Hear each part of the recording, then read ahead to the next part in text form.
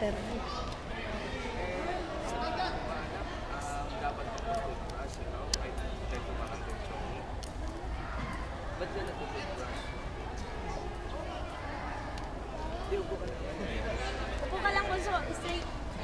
Lakas mo boses mo, para Don't lakas mo move. boses mo. Lakas mo boses mo, sumagot ka. Dali, dali. Dali, mapapalig mo yan. Hindi na tayo, opo na, makigame. Anak, ano paborito mo kainin? Ba't ka kumakain ng chocolate?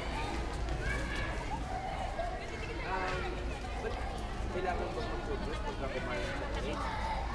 Bakit mo kailangan mag-toothbrush?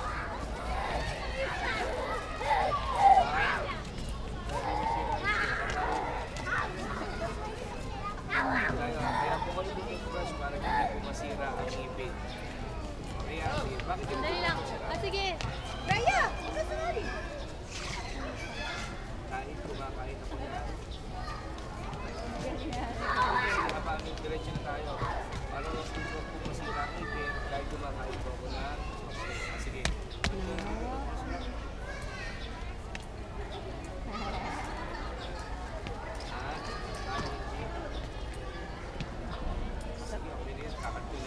Ano pangalan mo?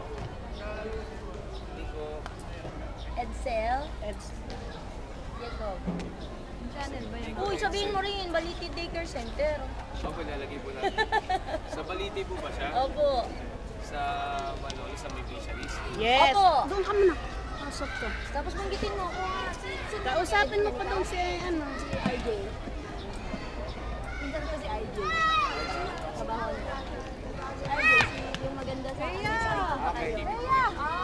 Baliti Daycare Center. Ano po?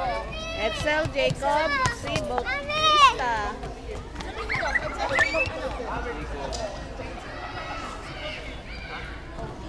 Bautista. Ano kasi na Michelle Santos Santos. Ano yung nagpang sila? 5. Going to, 5. 24 lang. Kasi ang Kasi 3 to 4 to. Oo, sa akin na kasi nag-5. Lagay mo, Edsel daycare Jacob. worker.